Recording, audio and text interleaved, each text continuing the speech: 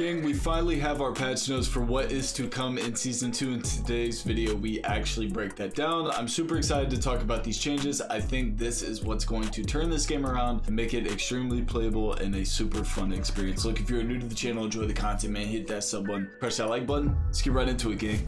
Alright gang, the path to Season 2, this is really all the big updates that we know of so far coming out with Season 2, and there are a ton of them. I honestly think these are the updates to save this game and really improve the quality of life. Starting off, we got audio. Audio is probably one of the biggest problems we have like right now in the game.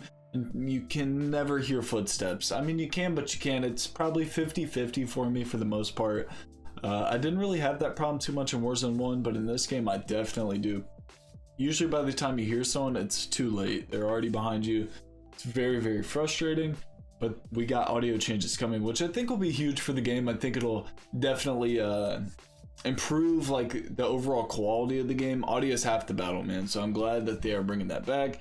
UI changes are coming, so that's like our main menu, our loading screens. It's going to be easier to change camos, get to the weapons, start a match, find your friends, whatever. Definitely needed to improve the navigation. It's horrible. The UI for this game was so confusing. It's like solving a Rubik's Cube every time you got on, man. I was definitely not happy with that, but I'm glad that they're doing that.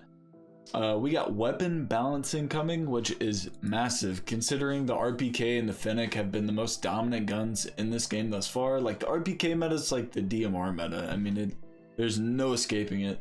So I'm very glad to hear that we have weapon balancing coming, and it also says that they're going to come out with details before the patch. Like, so they're going to discuss what's getting nerfed into the ground, what's getting buffed, and I hope really what they do, since our health is so low, they nerf everything so the TTK is a little bit slower.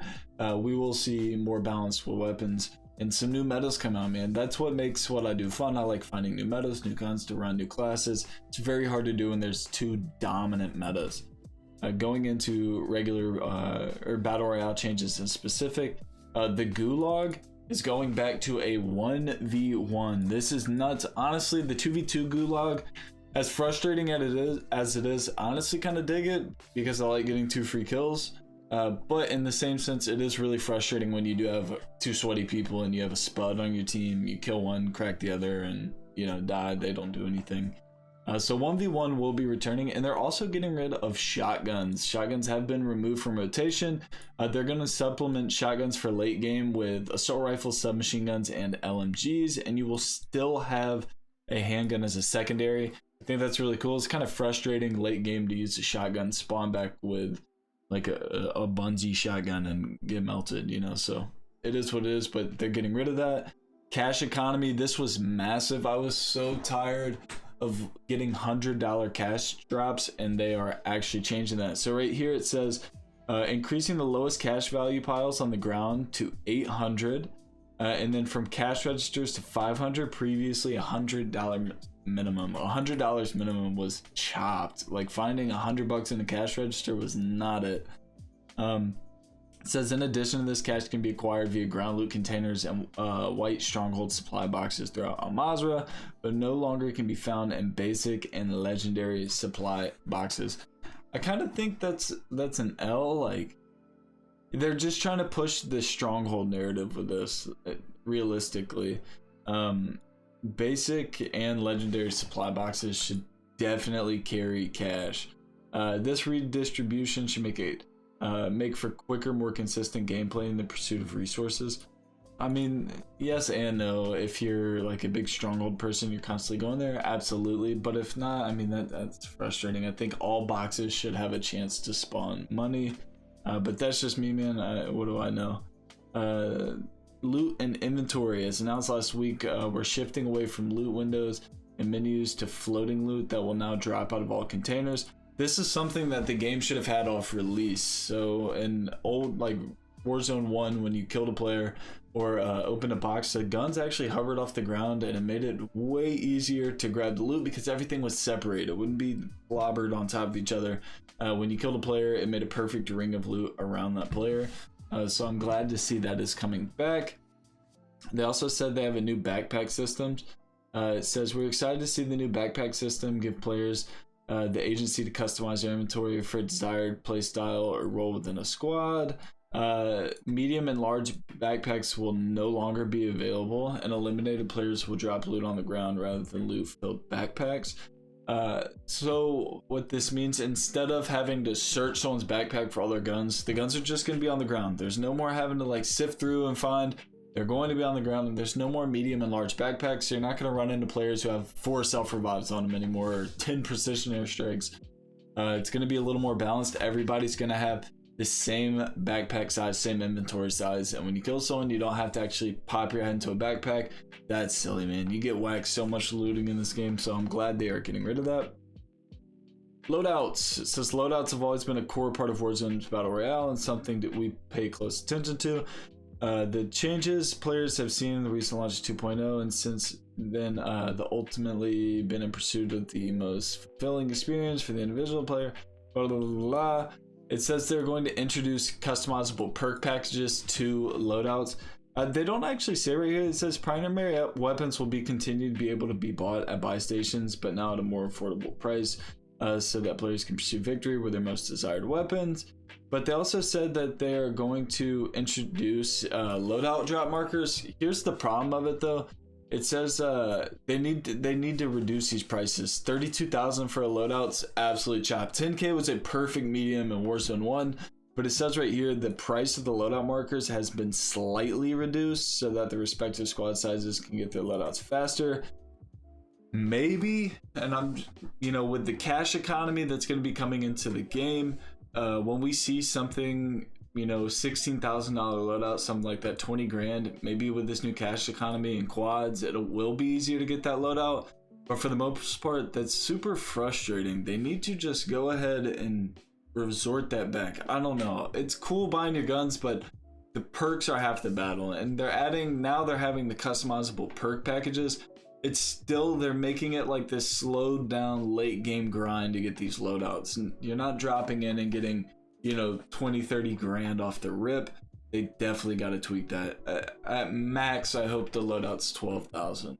But that's neither here nor there. We will see come February.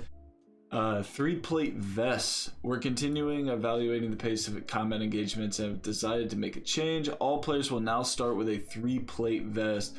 Varying sizes of vests will no longer exist in the loot. This is huge. This is something I've complained about probably since day one. Especially for like the casual gamer. I have a lot of people I play with that aren't just super diehard. They're just casual. They just like to play and help me make the content. And for them, it's frustrating when they only have a 2-plate vest. They're going against 3 plates. They might not have the best shot in the world or the movement. This is massive for this game, that we are all going to be equal. This comes back to like player balancing, having the same backpack sizes so we can have relatively the same amount of items. Having the same amount of plates. I've seen the argument before in the comments where people talk about, oh well, you can have a 3-plate with only 2 plates in, but that's so cap. You can carry so many plates in this game, and plates are everywhere. If they had as many cash piles on the ground as they did plates on the map, everybody would be rich in the game. Like the economy would be booming. So I don't want to hear that. Everybody has 3 plates. That's dope. This one I was so surprised to see, and I got super excited. It's a huge change, but it's not ultimately what I was hoping for, but definitely a dub. I'm not going to complain about this. Movement, we have an important tweak to movement that should yield better outcomes for players in combat. Starting season 2, players would be able to burst through doors while plating the way they would have if they were sprinting. So that means there's going to be a slight increase to movement speed while plating to enable players to get cover faster in engagements. So I definitely think this is a super dub. Plating while running is something that I think we all took for granted. Like, we didn't really have that problem in Warzone 1, and then this game came out and everyone was like, wait, something's missing, and it was definitely running while plating. It gets you smoked. It's super frustrating. Buy stations, in order to make buy stations and their goods easier to access, we've revamped our approach. Spawn locations have been added / adjusted. Spawns will be static across the map, and loadout drop markers have an unlimited stock at all stations. There's one thing they're missing right here with the unlimited stock at all stations. They need to do this with UAVs. They're changing Bird's Eye, and everyone keeps talking about Bird's Eye. That's going away. Like, don't sit here and be like, oh, Bird's Eye, that's gonna be gone come season 2. It's not gonna have the same effect. They have to make UAVs unlimited, man. It's so big to the game. It keeps the pace of the game flowing, and that's really what's gonna save this game, is if they speed everything up. Increase the ring speed, increase UAVs. You know, I think that would be massive for the game. Strongholds provide an alternative gameplay experience with high payoff for those willing to tackle the objective, and for other players and interested in robbing, third partying for the rewards. It says we're committed to providing a balance for players, bring changes to reward players. So I guess they're gonna have a little bit of change. It says adjustments to AI combatant damage. So I guess AI is not gonna be as strong, and maybe they're gonna do more than just defuse the bomb. I don't know what the events will hold, but I think that's cool, man. AI rip. It's super frustrating when you're having to fight players and AI at the same time. I don't even want to get started on that. AI shouldn't even be in this game. But hey, this game was built around DMZ. So if you ever wonder, hey, why is this game like this? Just know they trashed Warzone 1, built DMZ, and then built Warzone 2 around DMZ. But hopefully we'll get the changes we need, especially all of us big Warzone fans. Like, if you are new to the channel, enjoy the content, man, hit that sub button, push that like button. I'll catch you all tomorrow for another banger. Let's get it.